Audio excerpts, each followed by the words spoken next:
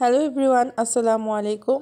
নতুন আরেকটি ভিডিও নিয়ে আজ আমি হাজির হয়ে গেলাম। আজকে হচ্ছে বাচ্চাদের জন্য একটা ড্রিম কেক তৈরি করব, তো সেটার রেসিপি নিয়ে চলে এসেছি। তো ফার্স্টে হচ্ছে আমি রেগুলার স্পঞ্জটা তৈরি করে নিয়েছি। এখানে আমি 4টা ডিমের স্পঞ্জ করেছি, আর হচ্ছে 1 কাপ ময়দা, 1 কাপ চিনি দিয়েছি।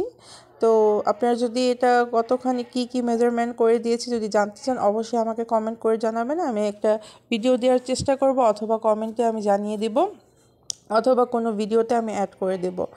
তো স্পঞ্জটা তৈরি করার পর এখানে হচ্ছে আমি সুগার সিরাপটা দিয়ে নিচ্ছি। আর এই স্পঞ্জটা আমি কি বলে যেই বক্সটার মধ্যে তৈরি করছি সেটার মধ্যেই কিন্তু আমি এটা রেখে দিয়েছি।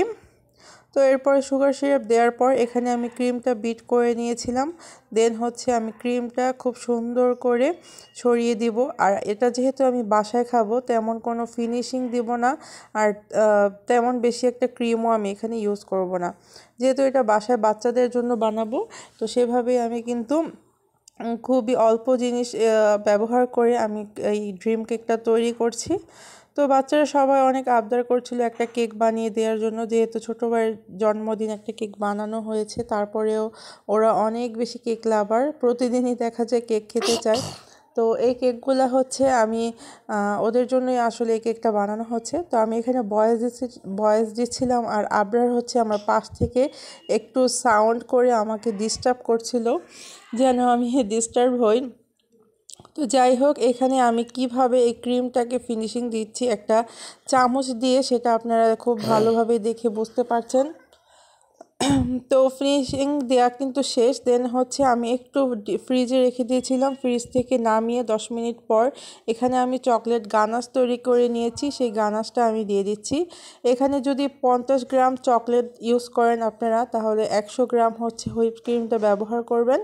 দুইটা হচ্ছে একসাথে মিশিয়ে দেন হচ্ছে এটাকে গানাশ তৈরি করে নেবেন ডাবল বয়লারে। দেন হচ্ছে এই গানাশটা দিয়ে আমি অনেকক্ষণ, প্রায় 1-1.5 ঘন্টার মতো আমি ফ্রিজে রেখে এই গানাশটাকে সেট করে নিয়েছি। এরপর হচ্ছে এখানে আমি চকলেট মেল্ট করে নিয়েছি, শুধু চকলেট, কিন্তু এখানে আর ক্রিম দেওয়া যাবে না, তাহলে কিন্তু আর এটা শক্ত হবে না। তো চকলেটটা দেওয়ার পর আমি হচ্ছে পুরোটাকে কভার করে দিচ্ছিলাম। আর চকলেটটা আমার একটু পরিমাণে কম ছিল।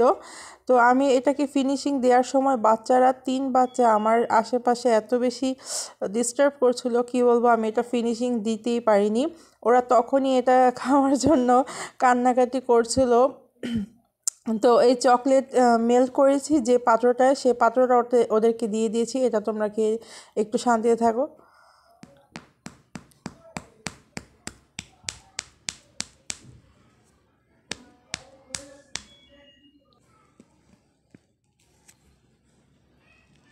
দেখলেন তো চকলেট যে ড্রিম কেক সেটা কিন্তু তৈরি হয়ে গিয়েছে। আর শব্দটা শুনে অবশ্যই বুঝতে পেরেছেন। তো এই যে দেখেন, আমি যখন কেকটা সার্ভ করব মাত্র বের করেছি আমি ফ্রিজ থেকে, আর আবরার কেক খাওয়ার জন্য কতটা পাগল হয়ে গেছে, সাথে রুদবিও। আর তাদের খাওয়ার নমুনাটা একটু দেখেন, তাহলে বুঝতে পারবেন। তো আজকের মতো ভিডিওটি এখানেই শেষ করব। সবাই ভালো থাকবেন, সুস্থ থাকবেন এবং আমাদের জন্য দোয়া করবেন। আল্লাহ হাফেজ। আল্লাহ হাফেজ, বাই বাই।